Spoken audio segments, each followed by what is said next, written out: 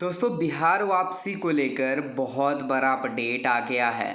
केंद्र सरकार के द्वारा एक नया फरमान जारी किया गया है जिसका असर सीधे 28 लाख प्रवासी मजदूर पे होने वाला है। जी हाँ दोस्तों, यह एक नियम डिसाइड करेगा कि आप वापस आओगे या नहीं आओगे। कुछ टर्म्स एंड कंडीशन बनाए गए हैं, कुछ नए नियम बनाए गए हैं जिसको ध्यान में रखकर आप लोग बहुत कम लोग वापस आ पाओगे बिहार। जी हाँ, यह 28 लाख की संख्या मजदूरों की है, लेकिन इस नियम से अगर चले तो लाख मजदूर भी बिहार वापस नहीं आ पाएंगे। बहुत बड़ा न्यूज़ है दोस्तों, इस वीडियो को अंत तक देखिएगा, आप लोगों को समझ में आएगा और आगे जो भी करना है वो मैं आपको बताऊंगा। तो चलिए शुरू करते हैं और जान लेते हैं कि प्रवासी मजदूर पे क्या असर होने वाला है। तो आज हम आपको कुछ नहीं बोलेंगे, या वीडियो लाइक करो, चैनल शेयर करो, सब्सक्राइब करो, कुछ नहीं।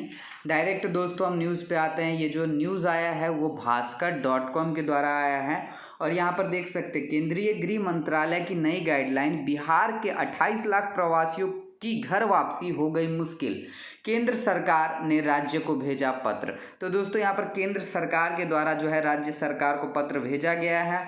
ये न्यूज़ बहुत पहले का नहीं है दोस्तों, ये न्यूज़ जो है आज के डेट में ही यानी 4 मई को ही पब्लिश किया गया है। यहाँ पर अगर आप देखेंगे, पटना केंद्र सरकार ने गाइडलाइन के बाहर फंसे मजदूर लोगों की घर वापसी के लिए रविवार को नई गाइडलाइन जारी की है। इसके अनुसार सिर्फ वही लौटेंगे जो लॉकडाउन से ठीक पहले गए और फंस गए।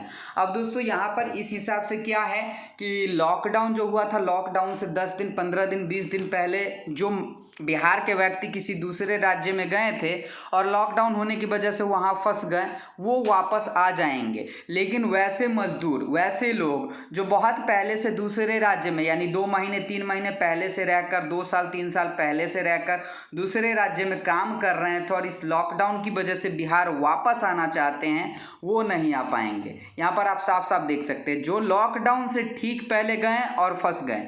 बिहार के 28 लाख प्रवासियों में से ऐसे लोगों की संख्या नाम मात्र ही है।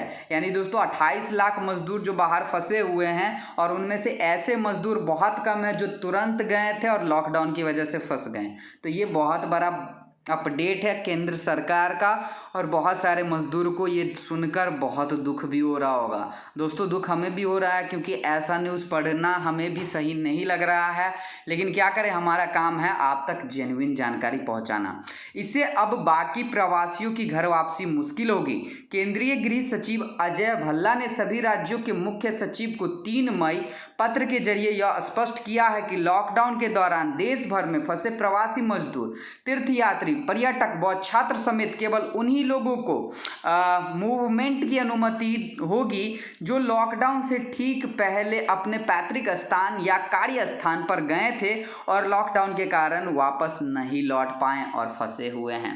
तो दोस्तों यहाँ पर ये जो अपडेट है 3 मई के द्वारा जो है सचिव अजय कुमार, केंद्रीय सचिव हैं, केंद्रीय गृह सचिव अजय भल्ला जी के द्वारा सभी राज्य के मुख्य सचिव को 3 मई को ये पत्र लिखकर भेजा गया है, जिसमें साफ स्पष्ट रूप से कहा गया है कि इस बीच में प्रवासी मजदूर, तीर्थयात्री, पर्यटक, छात्र समेत कोई भी ऐसा व्यक्ति जिसको मूवमेंट की अनुमति होगी, केवल तब अनुमति होगी जब वो लॉकडाउन से ठीक पहले अपने पैतृक स्थान से कार्य स्थान पर गए थे। यानी बिहार से दूसरे राज्य लॉकडाउन से कुछ दिन पहले, 10 दिन 15 दिन पहले गए और लॉकडाउन की वजह से फंस गए, वही लोग केवल आ पाएंगे। लेकिन 28 लाख ऐसे मजदूर हैं जो बहुत पहले से फंसे हुए हैं। 28 लाख ऐसे मजदूर हैं जो बिहार छोड़ के 1 महीना, 2 महीना, 5 महीना, साल भर पहले दूसरे राज्य में गए थे काम करने और काम कर रहे थे। लॉकडाउन की वजह से उनका काम नहीं मिल रहा है, कंपनी कह रही है कि हमारा कंपनी बंद है तो हम आपको कैसे काम दे। बड़े बड़े कंस्ट्रक्शन वाले कह रहे हैं कि हमारा कंस्ट्रक्शन बंद है, हम आपको कैसे काम दे। या जहाँ पे भी फैक्ट्री वगैरह में काम करते थे, फैक्ट्री वगैरह बंद है, मजदूर के पास उनके मालिक उनको पैसा नहीं दे रहे हैं, मालिक बोल रहे हैं कि कंपनी बंद है, फैक्ट्री बंद है, हम आपको कहाँ से पैसा दे, कहाँ से खिलाएं। तो ऐसे मजदूर तो उस राज्य में भी मर रहे हैं और ऐसे मजदूर वापस बिहार भी नहीं आ पाएंगे। तो ये बहुत ही गलत खबर है, बहुत ही बुरी खबर है दोस्तों। आप हमें कमेंट करके बताइए कि आप कब दूसरे राज्य में फंसे, आप किस राज्य में अभी फंसे हुए हैं और आप कितने दिन पहले वहाँ गए थे।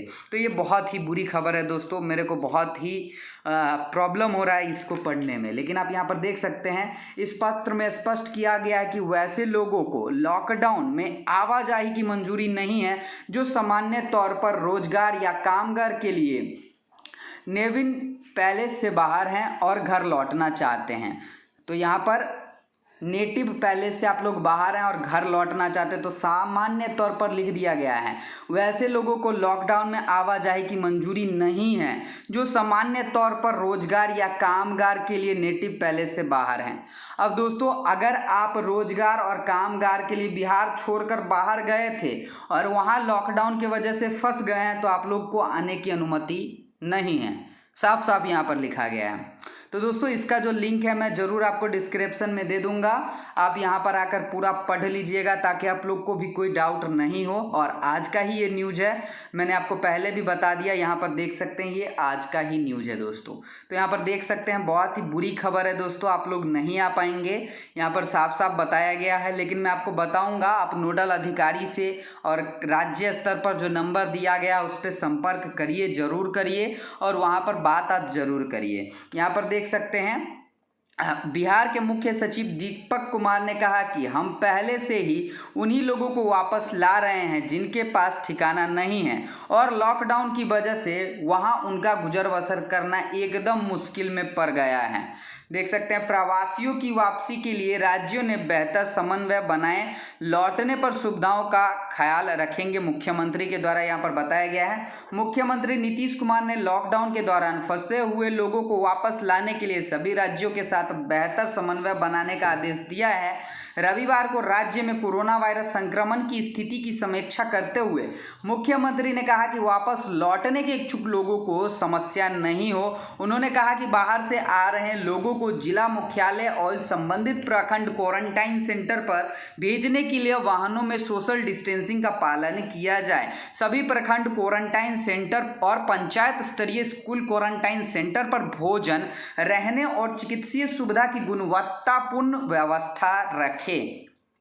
स्नानघर और शौचालय की साफ सफाई पर भी पूर्ण ध्यान रखा जाए। बाहर से आ रहे सभी लोगों की स्क्रीनिंग कराई जाए और जिनमें लक्षण मिले उन्हें प्रोटोकॉल के अनुसार टेस्टिंग तुरंत कराई जाए।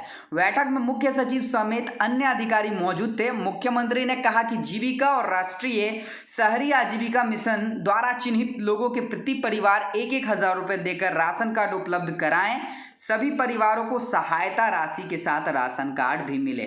तो दोस्तों, यहाँ पर ये बहुत ही बुरी खबर है क्योंकि यहाँ पर साफ साफ लिखा गया है, इस पत्र में स्पष्ट किया गया है कि वैसे लोगों को लॉकडाउन में आवाजाही की मंजूरी नहीं है जो सामान्य तौर पर रोजगार या कामगार के लिए नेटिव पैलेस से बाहर और घर लौटना चाहते हैं। तो अगर आप कामगार रोजगार के खोज में गए थे दूसरे स्टेट, वहाँ पर आपका कंपनी, आपका मालिक आपको काम नहीं दे रहा है, आपको पैसा नहीं दे रहा है, फैक्ट्री बंद है, तो जाहिर सी बात है वो अपने घर से तो आपको बैठा के खिलाएगा नहीं, घर से आपको पैसा देगा नहीं। तो ऐसी स्थिति में आप फंस गए हैं, वहाँ पे आपको राज्य सरकार से, जिस स्टेट में आप फंसे हैं वहाँ की राज्य सरकार से, नोडल अधिकारी से, बिहार के सीएम से आग्रह करनी होगी दोस्तों। चलिए हम आपको बता देते हैं। वैसे दोस्तों, आपको जो है रजिस्ट्रेशन वगैरह की जो प्रोसेस है, मेरे हिसाब से इस अपडेट को देखने के बाद सब कुछ व्यर्थ हो गया है क्योंकि वही लोग आ सकते हैं जो कुछ दिन पहले गए थे और लॉकडाउन की वजह से आ नहीं पाए हैं, फंस गए हैं। अब बात करते हैं नोडल अधिकारी वगैरह की। तो दोस्तों, मैं आपको बता देता हूँ राज्य सरकार का जो हेल्पलाइन नंबर है या फिर नोडल अधिकारी का जो नंबर है, क्योंकि दोस्तों एकमात्र न्यूज़ पर आप लोग पूरी तरह से निर्भर होके निराश नहीं हो। अपने स्तर पर आप जो है काम करें, अपने स्तर पर जो आप नोडल अधिकारी से संपर्क करें, अपने स्तर पर जो है आप अपने बिहार सरकार से संपर्क करने की कोशिश करें। तो यहाँ पर यही सब बात हम कह सकते हैं दोस्तों। हम तो आपको ज़्यादा कुछ बता नहीं सकते हैं क्योंकि जो भी अपडेट आया है ऑफिशियल अपडेट आया है और यहाँ पर पूरी अपडेट है।